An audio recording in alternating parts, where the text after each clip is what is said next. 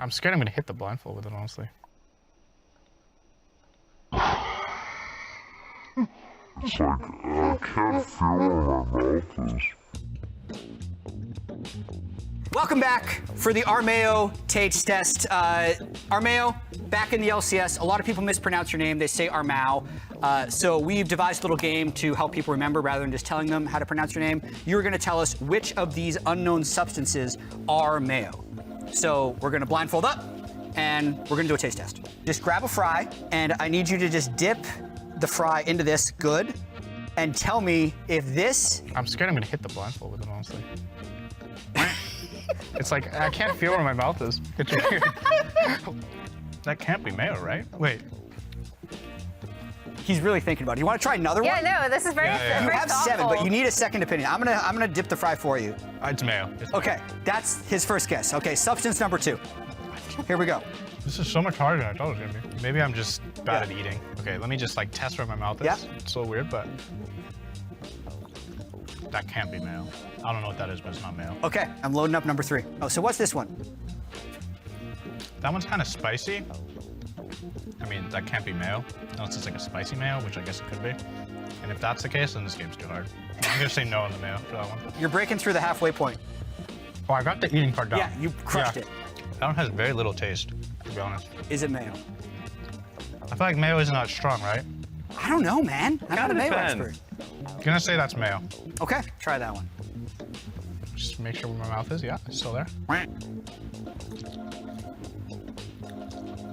Was there sauce on that? I mean, do you want more? No, that's not mayo. I'm actually really curious how this one tastes. I think Okay, it's not mayo. Next. There's one more? There's 2 more. You're almost done. God. Oh, I don't. Ooh, what's going on with this one? I think that's mayo. I'm gonna Okay. call that one mayo. Last flavor. Oh my god. I don't like that. That's like some onion or something. No, not onion. I don't know what that is. No, it's not mayo, and if it is, my bad. You're done. You can take the blindfold off. God. This is the reveal. Mayo number 1, mayo number 2, spicy ranch, Okay. mayo, There's 4 mayos. Oh, butter, butter. fake That was the mayo, thing that didn't taste like anything. and barbecue sauce. Did I say the butter was mayo? No. No. Oh, I just didn't know what it tasted like. 'Cause Yeah. It seems like when I eat, I actually look at my food when I'm eating, because it was hard to eat. That's my final thought. I don't have any final thought on the mayo, but just the eating process was tough. Armao, thank you very much for joining us. People are not going to mess up your name any longer once they've seen this content piece, so good luck in the rest of the split. Hello and welcome to the MasterCard Player of the Week interview. I'm joined by Armao. Congratulations on week 2 Player of the Week for LCS. Thank you. Look at your little statue, man. It's pretty sick. You can grab it, take a look. Oh, I can just hold it, right? Yeah. It doesn't like We'll fall put it apart? back, but I just want to see what you think of it. It's pretty cool. Yeah. Yeah. How unexpected was it to win Player of the Week in week 2? Like even, let's say like 3 months ago when you were coaching C9. I mean, if it's 3 months ago, I would obviously not have thought I was playing LCS at all, so it would be impossible to get this, Yeah. like literally impossible. So, I mean, obviously I didn't expect to play LCS because Yeah. Let's talk about that, right? Because you're so fascinating to me as a player because you've had, I mean, your first LCS game we just talked about was 2017 on Echo Fox when you were in high school, not even scrimming. yeah, TSM 2018, TSM Academy 2019. Then Team Liquid Academy won multiple proving grounds, had like a really brief stint in LCS. You and me almost won 2021 summer, like with the crazy sub situation against Blabber. But then you couldn't find an LCS team. So like, how have you stayed motivated, committed to pursuing LCS to eventually get back here? Team Liquid was like a pretty good experience. So if I wasn't on Team Liquid, it might have been different because the team was good, the academy team, the whole org is good. If I wasn't on TL, I don't know if I would have continued playing. Like if I had joined another team playing academy because yeah, I think it was just a uniquely good experience. So how did EG LCS happen? So like I was doing off season and I was gonna just play on an academy team. Yeah. Near the very end, the EG situation with the roster happened. Yeah. And then they reached out to me. When I heard the roster options, I personally thought the roster sounded good. Yeah. So like it would be like the main roster was like this one basically that we have now. Also, at the time of this conversation, you are 6-1 in LCS, which is actually much better than spring EG was with, Inspired, Someday, FBI, all these big names. How does it feel to be on this team of a lot of players with something to prove that don't necessarily have the big names, but be having so much success? I mean, obviously feels great. Just the players are just good. Like, regardless of, I guess, like the narrative, I don't know what the word is, but like the narrative, perception, around them, perception, whatever. Reddit, Twitter. It's not surprising, I guess, we're doing well. I mean, it's surprising how well we're doing, but like, I thought we would be like middle to top. I do want to talk a little bit about what you feel like the impact of having a negative perception on Reddit has impacted you. I mean, I think when I was like on TSM, I had like a bad relationship where like I would actually like read it and get like upset. Yeah. And like, even if I knew I was playing bad and like agreed, I would still get more upset from reading it. Nowadays, like I'm better. So I can already know when I'm playing bad easier. Like I don't need, already I didn't need them to tell me. Do you still check social media? I'll check other people's games, but usually not ours. But yeah, I think the negative perception is obviously really bad, especially if you're like a lower level player. The teams won't be interested in you based on management seeing your perception on Reddit, basically. Yeah. Regardless of your actual skill. For me, I knew I had to go to Korea, get challenger in Korea, do stuff like that. Otherwise, it's just absolutely hopeless. I mean, if anyone has bad perception, that's my recommendation. Just go to Korea and get challenger, and you can probably find some sort of team situation. That'll be good. Yeah, that's like the source of truth. You play Cloud9 this Friday. Yeah. You'll both be towards the top of the standings. You're also jungle positional coach to Blabber last split. What was that experience like, and what do you expect playing against Cloud9 on Friday? I mean, I learned a lot about his strengths, which is generally just confidence and observing other regions. I think those are the two things that Bob was really good at. From his actual skill level, I don't think it's beyond what I can do, like basically. I can play at that level easily, so I don't really feel concerned about playing against him. All right, man. Well, thank you very much. Congratulations once again on your MasterCard Player of the Week trophy. And that's going to do it here for the MasterCard Player of the Week interview. What a Player of the Week earning that was from week 2 for Armao from Evil Geniuses. Welcome, everybody. We've got EG facing off against Immortals in just a little bit. But Kobe, was your dive birthday cast everything you hoped it to be? Thank you, Azale, for the present. Appreciate it a lot. This game could be rough, though. We've got now our #1 team in the league, Evil Geniuses, versus an Immortals that is on a 5-game loss streak. So for Immortals' sake, I hope they can shift something up, maybe in picks and bans here versus Evil Geniuses, because, yeah, like you said, definitely deserved MVPs and Player of the Week for Armao. They've been playing so aggressively. Jojo laning phase, Armao invading jungles off of either his mid lane or towards his bottom lane more recently as well. And even in times when he gets caught, the team still comes out with his back. So let's get right into it. They still have respect for Kenvi's Kindred. We are still on the strong Kindred patch, the strong Trinity Force patch. So they're going to double ban Kenvi for the opener here for Evil Geniuses. And despite some of the changes within recent patches, some of these bans remain the same with that Kindred, with that Vi. We've also seen historically, even looking at yesterday, when it comes to Evil Geniuses, there tend to be a lot of mid lane bans that go that way, even outside of the Nico that you can expect. All right. Is that a shout out to Insanity? I always we'll think that for every Graves now, especially since they're going over to other mid laners here. I mean, honestly, Jojo is a huge fan of Ahri, and with his performances on it recently, they could just slam it. There's so much value in 1, 2, 3 with bottom lane and jungle picks, though. So it looks like we're going to grab the Sejuani first for Armao, be that playmaker for the team, be the one to lead the charge.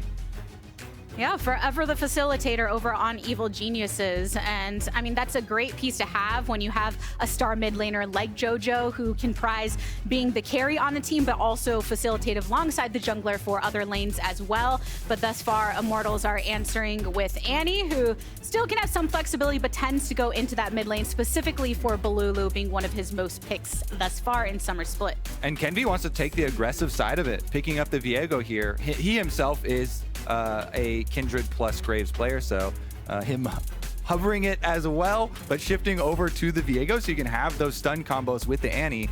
Definitely a very potent mid jungle here. AD, AP, lots of stun, lots of skirmish potential. And Evo Geniuses will take away Tactical's most preferred and most picked AD carry by far, 5 Aphelios games for Tactical thus far, and I think it's a really good takeaway. Get that in the hands of Unforgiven, who has been able to deliver. And this will be the 3rd time on the pick for Unforgiven on the side of Evil Geniuses. And the way that Unforgiven has handled himself in lane with Eyla, I think has surpassed expectations for 2 players coming together truly for the first time, both being able to harass their enemy, but offering a lot of damage output in the fights to come from that carry perspective. But also a good look to see Revenge coming on to the Renekton once more, a very prized pick for the top laners in the current meta. And Solo is definitely a tank player. Has played a bunch of tanks, so I still expect him to just tank matchup into the Renekton as much as Revenge is very happy to throw it down and to get some advantages. Now, the breaking point is, we saw a glimpse of it yesterday, how much can he get? Because Revenge with Renekton got 4 plates, maybe even all 5 in the tower. So we're going to throw down Solo's Ornn here, try and hold his own at the wave, and that means we are going to shift down to mid lane and support bans. It looks like Immortals will take out that preferred Ahri from Jojo and just take some shots at him. Bolulu definitely has a much more unique champion pool, but him having the Annie here, I think is quite good to be able to give them some roam options early on. Meanwhile, the support, pool here. I've started playing Rel Jungle. It is super good on live, by the way. I mean, Rel in general, I think, shows that tendency of the meta to be shifting towards engage, which is always so much fun. Whether it's from support, whether it's from jungle, you like to see it from these teams that want to be extremely proactive. And you're already looking at what kind of counter dive can EG get, because Immortals have a lot of CC to throw forward towards this Aphelios. And that's why I do like the Azir ban, especially. Not only is it a prio pick in the meta right now, but that would give some extra peel, some extra little bit of safety for them to play around. So they ban that one out as well and take down the Varus. So Tactical getting kind of focused here. Just a little bit by EG, because there was already that kind of focus from taking away the Aphelios and then now directly doing so in the bans with the Varus. Of course, because of Static Shiv and other builds alike coming more into fruition, you see picks like the Varus also making their way to the top of the table. But Tactical going with a hyper carry in Jinx down in the bot lane. All right, then we're gonna have to get a blind pick from bottom lane support here. Rakan looks pretty good, honestly, into whatever they pair the Jinx with, because you're thinking maybe Treatz, this goes with like another engage here to follow it up. Oh, the steal away, the Sylas for the Ornn ultimate steal away in the mid lane for Jojo. Sylas is always one of those picks whose potency increases with the kits of the opposition and the ultimates they bring to the table. So if Mortals are going to come with that engage and disengage, EG has a version of their own. Yeah, Ornn ult and Annie ult, both decent. And we still get the Rakan lock in here as well for Eyla. So decent initiation on the side of Evil Genius as well, kind of rounding out their team comp. All right. What's it going to be, Treatz? Are they going to rotate the Annie to supports? I think that is pretty low probability. Pretty sure it's going to the hands of Bolulu, and they can just kind of bolster up their team fighting here. Especially considering the 3 Annie picks previously for Bolulu. This would be the 4th where Annie has not yet been selected by Treatz, though that does not mean it wouldn't be an option until that Braum is locked in. It feels like Treatz has happily went back towards engage as soon as that was available within the meta, and now bringing another one into the fold, the first Braum for Summer Split. Yeah, getting some peel for Tactical's Jinx here. Try and keep him safe. They've already got plenty of stuns in the top triangle of the map, so Braum unbreakable as well as the ultimate here to try and keep those melees out. So some decent frontliners and damage output in the backline on both sides of this draft, Kobe. What are your feelings on how everything shook out? I feel like Evil Geniuses definitely have a very good look. They've got the coveted Renekton Sejuani combination. They got the Aphelios as well for Unforgiven. And I have full confidence in Jojo playing melee champions like this. His Sylas and his LeBlanc are his most 2 notable champions, premier champions for him. And him bringing back out the Sylas, I will still always have confidence in him. And I don't think you're the only one that has confidence in Jojo as a player in general after what we have seen from him thus far in Summer Split. But we'll see if Evil Geniuses can extend their win streak to 5, or if Immortals Progressive will snap their loss streak of 5 here today. I know something they would be very eager to do in what is a contentious matchup, with EG surpassing expectations at the start of the split. Yep, Evil Geniuses currently our #1 team in the league, with Cloud9 dropping earlier today. If they win this game, they will be the undisputed best team in the LCS.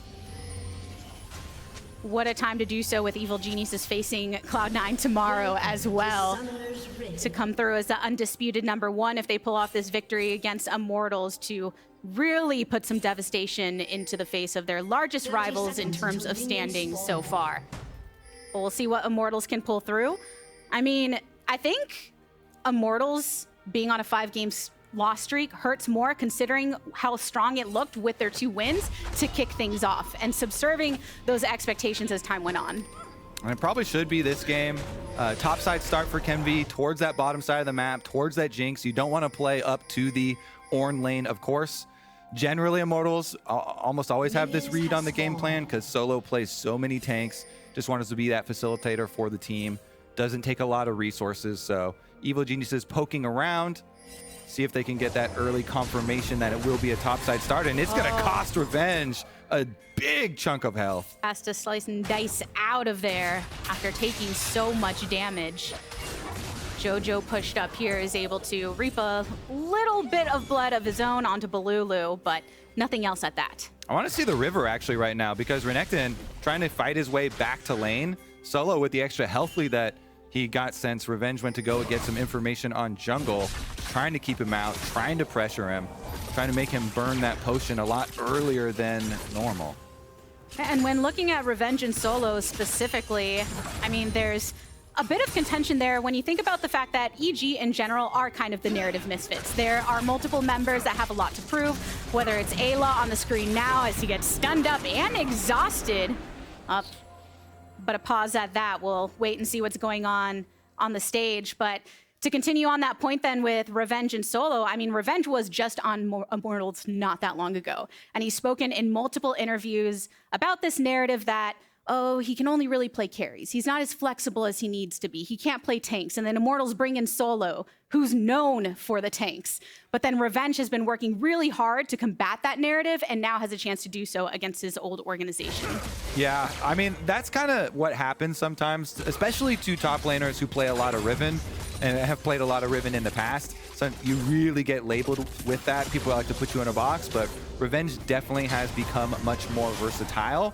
Will say, though, he's feeling the pain from that early face check, losing that much HP before even going to lane. It's always going to be a big one, even versus an Ornn, one of the most disrespected tanks, but with the grasp has pretty good trades. And Revenge chugged his potion already. He's going to have to head back to base super duper early in this game. Only 7 CS to his name, so only gets a refillable potion.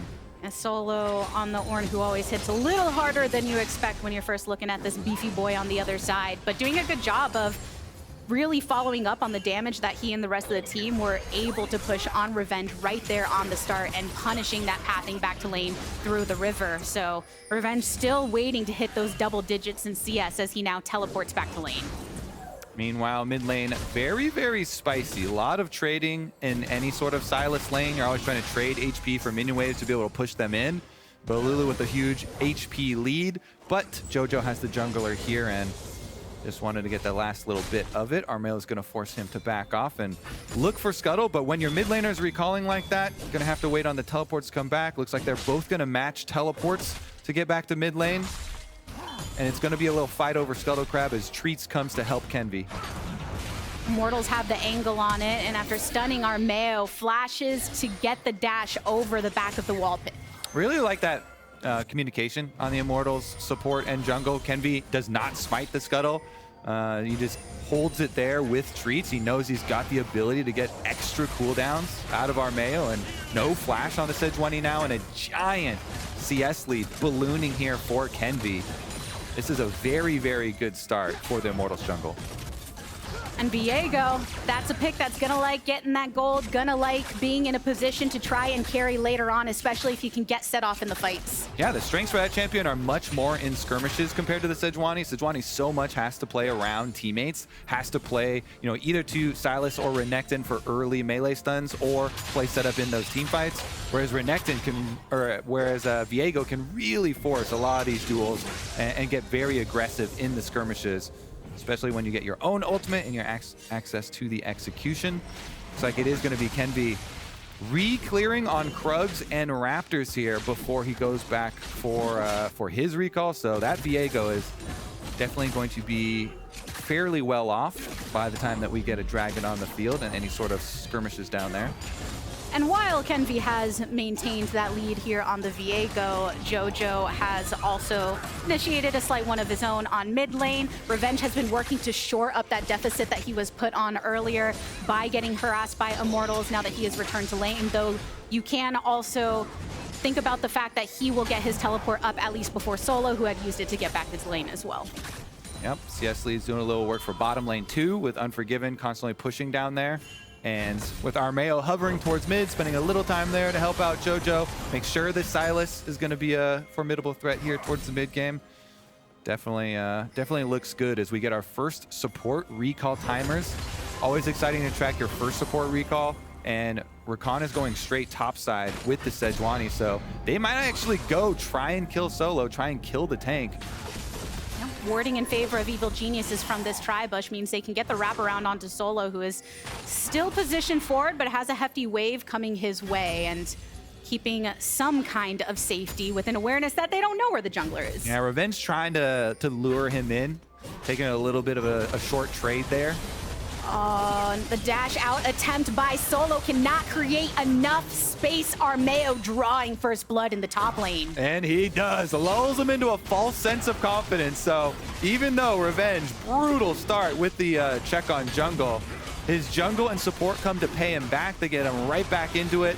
So Renekton is able to get up to the turret. He gets a turret plate while Kenvi finishes up bottom side on that dragon. And that's going to give Kenvi level 6. So first level 6 here for junglers. See if he can make anything happen off of Bolulu's level 6. When you get jungle and mid level 6 same time here, it's a pretty explosive combination. They can look to try and get some little bit of counterplay going. That trade of focus leads to different leads for these teams. Evil Geniuses making sure to get some gold for Revenge to shore things up. Immortals grabbing the first dragon of the game. And just as you said, Kobe, hitting that level 6, a very important ultimate for Kenvi to keep in mind. And Bolulu also ready with ultimate on the mid lane should any action go down there. All right, Tibbers versus Tibbers. Jojo's able to prep, steal his one from Bolulu. And so much extra vision. Look at this map right now. This entire map is just blue wards. They place one control ward now down on bottom side in the river, and that's going to be the speck of vision for Immortals. Otherwise, so much more deep here for EG. Had this one that could have seen the Raptor walk over up into the Fog of War. Jojo drops his Tibbers to push Bolulu in and be able to get the Sejuani back on bottom side of the map here. So we'll see on this clear on bottom side for Armao, him coming over with Sejuani ultimate after he finishes up red. And the way that Jojo was able to push there alongside mid was made to look so easy because of the warding that Evil Geniuses had across the entirety of this riverside. So Kenvi trying to look for an angle. Bolulu flashing forward, gets the stun lock onto Jojo, but he can just swag walk it back to his tower. Yep. Gives him the thumbs up on the way out as well. Kenvi wasn't close enough to follow. You know, maybe a Spectral Maw flash if they were able to communicate that timing a little bit better and have Bolulu flash stun into the Spectral Maw flash or something. But Jojo not too worried. Runs it right back to the tower. Bounces with the minions. Yeah, Eyla and Treatz still hovering across this mid lane. Not hiding in any bushes though, so positions known to both EG and IMT.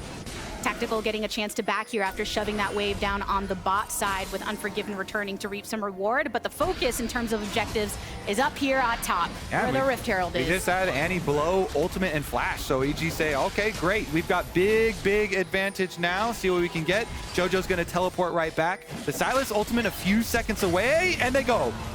Treatz gets stunned up. The Ornn horn has been drawn. Kenvi is looking for a target with a Heartbreaker. Revenge exhausted, stunned up by Bolulu. Pops the Dominus, but Solo in the back of the pit flashes out of it. A big rocket coming from down. But Bolulu has fallen. A kill onto Kenvi. 2 lost for Immortals. The double kill for Jojo on Evil Geniuses as they can focus up on Shelly and reap the reward. No shot. Revenge lives that. Oh my goodness. Inside the pit, he flashes to get the Q heal on 3 people. And they walk over, and Bolulu's trying to finish him off, but can't.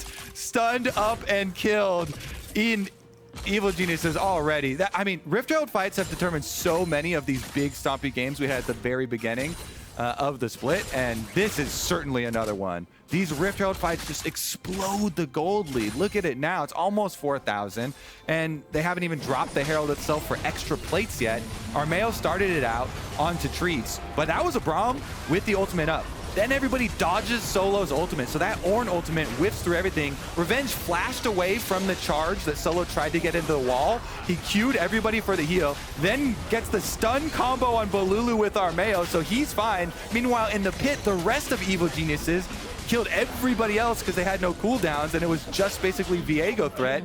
Ornn had no charge, had no ultimate, and nothing left over there. So Evil Geniuses cleaning up on both sides of that fight, and I still cannot believe even the Renekton did not die there, and they were able to pick up the Rift Herald itself.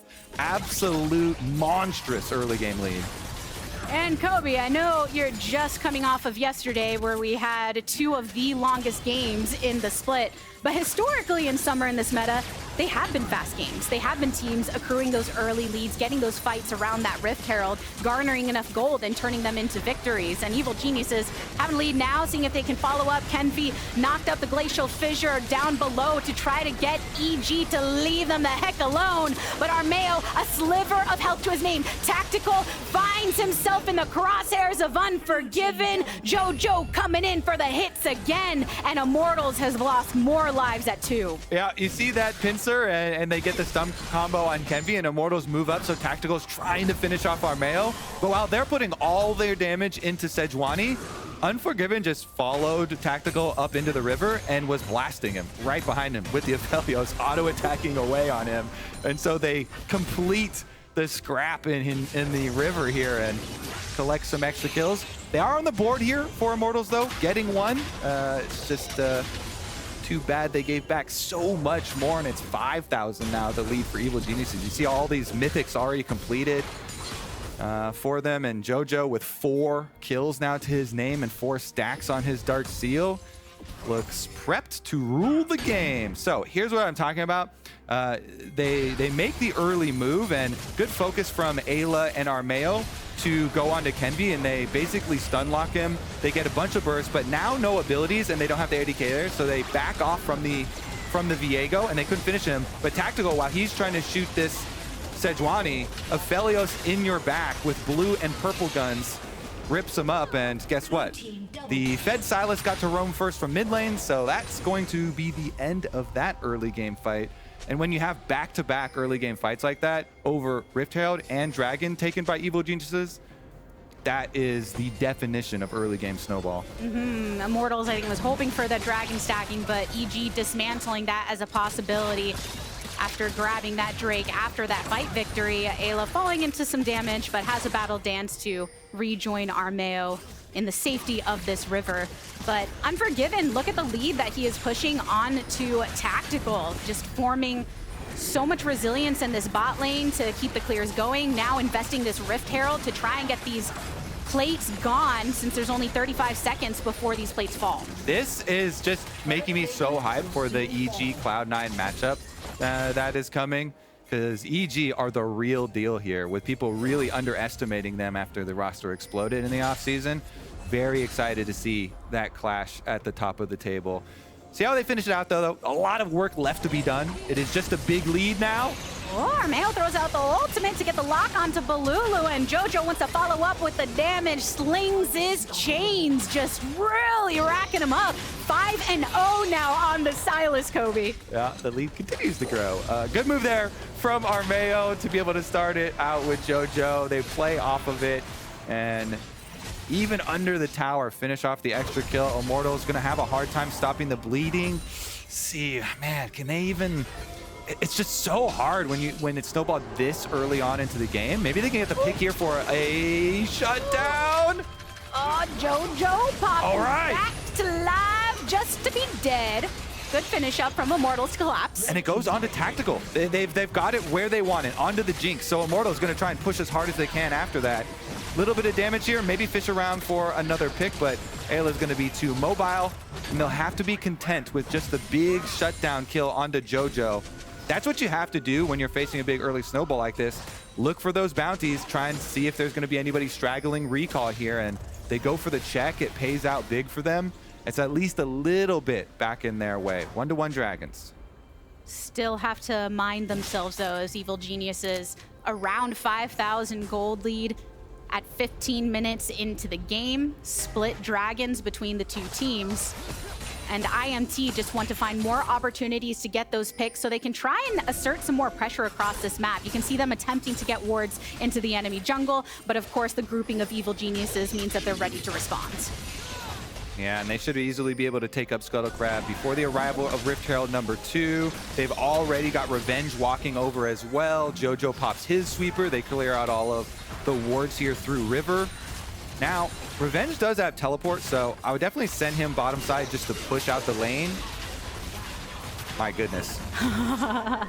Jojo's feeling himself. He knows how strong he is here, even after getting killed recently and removing that bounty. And critically, he's able to steal the Ornn ult while dealing a big chunk of damage to Solo, so now he comes to threaten with Ornn ult. Immortals, they see Revenge pushing bottom side, the Renekton getting the bottom side push, so they force on this Rift Herald, and it's 4,000 HP. It's going to need another eyeball pop to actually finish. Teleport from both sides. Revenge gets caught on the chompers and flashes over the wall before popping the Dominus. Solo, as the tank, is positioning himself between IMT and the rest, but Jojo throws the stolen Ornn horn into the back line, and thus Tactical is eliminated. Solo soon to follow. Immortals have to wallow in their tears as Evil Geniuses kill everybody but Bolulu. Yeah, you're just waiting for it for Jojo, watching the minimap. Sylas with the Ornn ultimate stolen to walk his way down, find the flank, and bowl them all down. Immortals wiped again in another fight around another early objective. The Rift Herald will definitely get picked up, and then they can just transition down to the other half of the map with all of the outer towers killed early here. Evil Genius is already taking the full ring. All three, you can just move over to the dragon, keep that one stacking, use Rift Herald number 2 to press even further into Immortals territory. Here's the teleport. They try and get the chompers onto it and get a start there, but Revenge flashes over, so no pick onto Revenge, and here comes that Sylas with the Ornn ult. Look at Tactical. Boom. Knocked up into Revenge. Stun. Renekton gets him basically dead. Eyla gets there for the knockup, and Tactical did not get to move anymore. Instantly wiped the fight here by EG. Really good job just piling in there behind that Ornn ultimate engage. And Ornn ultimate does love the narrow corridors of the jungle, and Jojo with his pathing made sure to take full advantage to set up the rest of Evil Geniuses. All right, what can Immortals do to stop this bleeding? Because it is gushing out of them right now. Can they get their red buff? Trying to defend some resources here. But Armao and Eyla are ready to step up, another stun up onto Treatz. But in the end, Evil Geniuses, they're just fighting the battle of controlling the Rift. With all of the towers eliminated, they've got that. Yeah, and this is just textbook. You know, if you get a big early lead like this in all outer towers, you then move into the jungle, deny all the jungle camps while setting up and collecting your neutral objectives as they do spawn. Namely right now, Dragon will get picked up off screen while Revenge is having a little bit of fun trying to trade into the Ornn and stack up the damage stats. Because Immortals do still have bounties available to them, but how do you ever plan on grabbing those bounties when EG had such a strong early game that they leave no pathing for you onto the Rift? Yeah, I mean, it's absurdly early in the game to have a 9,000 gold lead. So EG, I definitely agree, looking like a very in-sync team. Revenge now, though, is 1v3. Can he get out of this one? He's got no flash. Knocked up, stunned up. Immortals want to claim one more kill to put into their pocket. They do extend their kills to 4, but in the meantime, Evil Geniuses assert their pressure elsewhere. They have the Rift Herald dropped on mid. Jojo's been pushing on the top side. The tier 2's already dropping, and EG aren't looking to let up any grip on Immortals. Yep, good punish there by Evil Geniuses, but still Immortals know, like, the only types of plays that you can get is by throwing multiple members at a weak side of the map and just trying to outnumber Evil Geniuses and hope you can get a pick. And they do get that.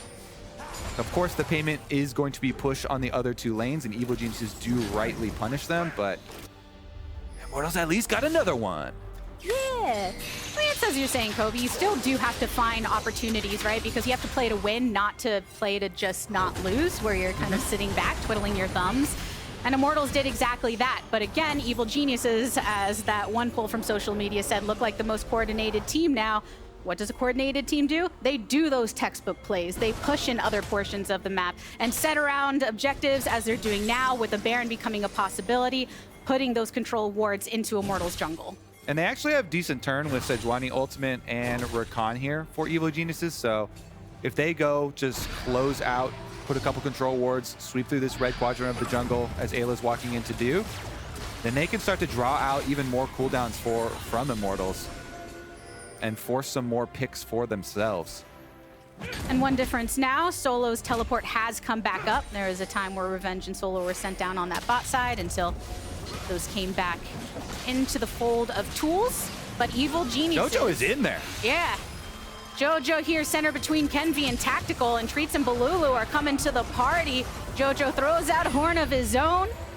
And Piper's following up on him, leading the charge of Immortals as they join Evil Geniuses around the Baron, but it's too late. Armao secures it, and they want to keep the play going. Solo rushes into the backline after knocking up multiple, and Forgiven creating the space that he can so he can poke on back, but Revenge, look at the angle he's got. Pops the Dominus early, goes for the hit onto Treatz, and eliminates him immediately. Tactical the next to fall. Armao putting in the work, and Immortals, Solo and Kenvi, they just want to retreat at this point because Evil Geniuses have dominated the fight after drawing purple from the Baron pit. Yep, Revenge teleports on behind them, goes in for another flank. He sacrifices himself again this time, but it's definitely going to be worth it for Evil Geniuses. With the rest of this Baron, they've got 2 minutes plus left on it. They can easily take many, many structures. Baron empowered cannon wave here, already getting the hits onto the mid inhibitor. All right, Jojo trying to play some distraction here, trying to play some assassin. I would like to point out, you can see he popped an elixir, the blue elixir, for the extra damage too, going for this. So he was planning this for a little while off of base. Had the elixir, wanted to get an assassination play onto Tactical, get some summoner spells, gets the enemy team away from it. Jinx Rocket, the execution on Baron damage was increased to 1200, so good attempt there from Tactical to try and steal. During this little engage, though, the whole time they're just waiting for Revenge to teleport. So Revenge gets in, the Renekton is here, the flank is ready, he sees the angle, flash in with the slice and dice into the queue, gets them there, and even though he does get focused down, the entire team wipes them. And there's one version of that play where Jojo distracts across mid, ends up dying, but Evil Geniuses can make something work of Baron or get a bit more of a scrappy fight. But there's this version where he does that. Eyla comes in, gives him a little bit of mobility, work back that sustain on Sylas. All of the players on Evil Geniuses knowing the limits of their champions. Revenge being a good example by how he was able to affect that fight to really set him up for the rest of them to knock him down as they knock more turrets down on this map, ushering this wave on the bot side with 4. Yeah, and Armao on the Sejuani amping so much of Jojo's damage too, with the build, with the Even Shroud, with the Abyssal. You just see the value here is through the roof, and guess what? Exposed inhibitors in mid and bottom. will be dealt with fairly quickly. Jojo's going back for the minion wave, but the rest of the team wanted to finish the job early, so Immortals see, all right, I guess we have a couple seconds while Jojo's not on our screen. Maybe we at least get to clear an extra minion wave here. Yep, Jojo was hovering over in that topside jungle, and now with that wave coming across mid, has joined the team. He's looking to see if they can find Tactical in some trouble, though. Eyla going after him, get the Kenvi into the backline, tries to make something happen for Immortals, but now they're already down one, and Evil Geniuses see that go button, and they are ready to hit it hard by taking down this mid inhib and making sure that this base is cracked open for Immortals and leaving them with little hope to regain control. All right, looks like it's going to be a... Oh, they're going to teleport back to topside to keep the pressure while they go collect their freebie dragon. So Jojo teleports up there, get a tiny bit more gold, push the rest of that minion wave in, and then take away every resource. Look at this. The team splits up. They get Krug Camp, Raptor Camp, clear the rest of this blue quadrant as well before also cleaning Dragon. So they don't let anything behind for Immortals. They completely take every single little bit of resources off this side of the map. Where do Immortals go, Kobe? Where do they go when they're... Back to the Nexus. It's like drought season here in their jungle and on the map because Evil Geniuses bringing away all of the living, breathing life, and 15,000 gold lead at 25 minutes. Still picking up that dragon. It is still a point for them now. Immortals did get that first Drake initially, so we're still a little delayed on the stacking, but nonetheless, EG are just looking to position themselves in a winning position. 15,000 gold at 25 minutes is comically a large lead. Let's see it in action, because time for Evil Geniuses to go again. Armao makes the play. Look at that burst down onto Tactical. Kenvi has to Heartbreaker out of it to escape towards the team. Bolulu does have the stun up at the ready if EG steps up too much. Instead, they decide to clear these waves. They have supers coming across mid and on the bot side, and Unforgiven can tear through that top turret. Solo's the tank. Solo goes in, knocks up Eyla, but there's not much they can follow up here while Tactical is still down for 16 seconds. It's the opposing Ornn now. Eyla knocked up in the backline. Kenvi going into the fountain to heal up as much as possible. Treatz actually flashing into it to do the same exact thing, but IMT are now down their mid laner. EG bring their focus back onto the turrets, because that's how you win the game. EG ain't dumbing down nothing just yet, looking to extend their win streak here in the LCS, and it's just a few members of Immortals standing between them and the supers. They've got knocking on this door. One more ultimate thrown out from Jojo. Tactical coming back to life just to exit again, and it's an EG win. Oh, it's a win, all right. Another patented Evil Geniuses stomp here at the LCS. Served up hot.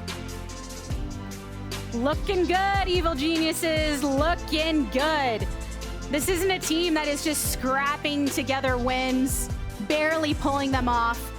This is a squad that looks coordinated, that has a clear plan of attack. You get to see the reasons why Jojo is a star when he comes back on the picks like the Sylas that he's already whipped out in the LCS. Armao, great initiation, great play for the team, and I think EG fans should be happy. And I think they should be looking forward to tomorrow, 2 p.m., EG versus Cloud9. And it's an interesting place to be going into that game. I saw Sven in the makeup room prior to the game earlier and was asking him, what do you think of this week? How are you feeling going into the games? This was before they faced TL, and he said, well, this is it. This is the real test. We're facing Team Liquid. We're facing Evil Geniuses. He said, I don't think it would have been as hype if we faced EG in week 1 because no one knew how good they were going to be. Now we know, so there's a lot of expectation on this matchup. And with C9 coming off of that loss, they're looking to prove themselves and knock back into a tied position in the standings with Evil Geniuses. Here's the end of the game.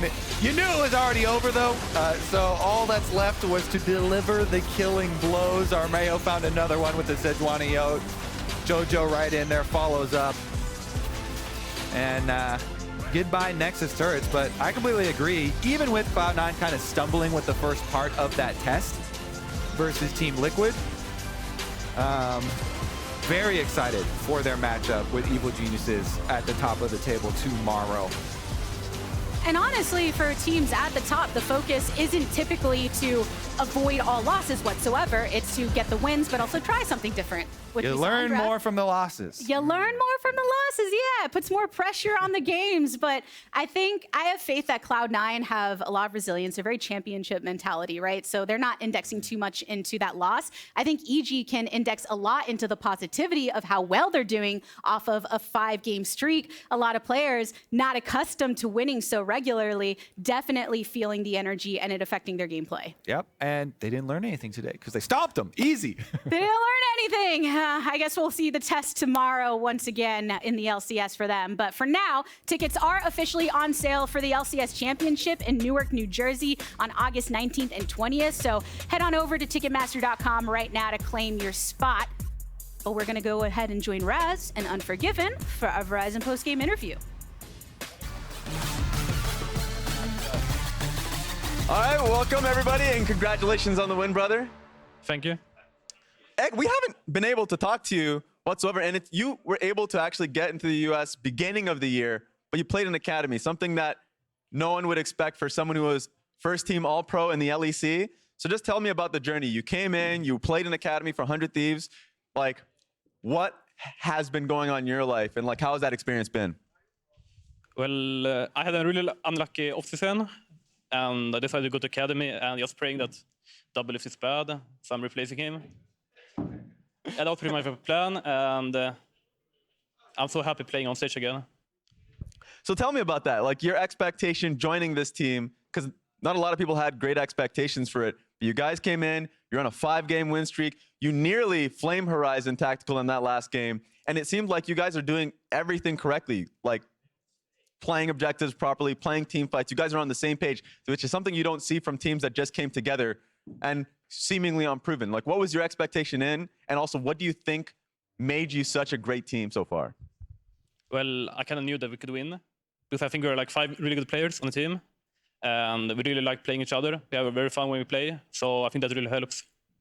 That makes sense. And tell me a little bit about the bot lane dynamic that you and Eyla have had. Like, was it easy, seamless working with him? And also, like, just tell me kind of any story that you had and the short amount of time that you were able to have with Eyla.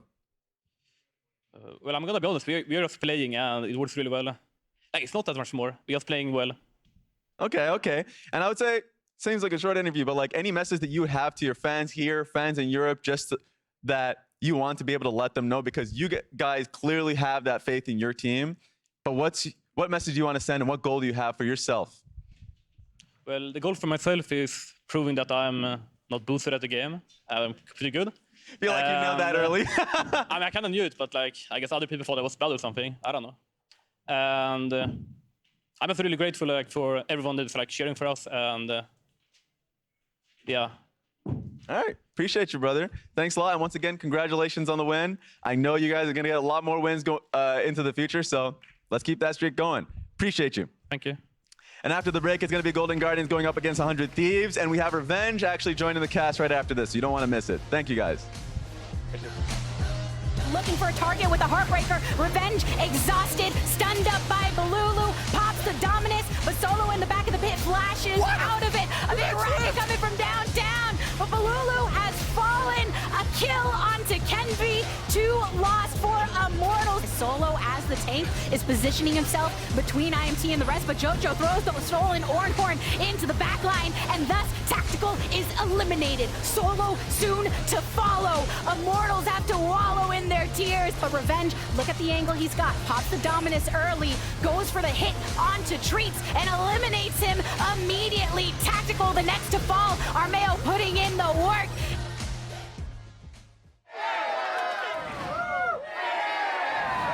Red Bull gives you wings. Red Bull gives you wings. I've got the Samsung 990 Pro series. Shall we get started then? The speed exceeds all expectations. Reading speeds are 40% quicker than before, and writing speeds are 55% faster.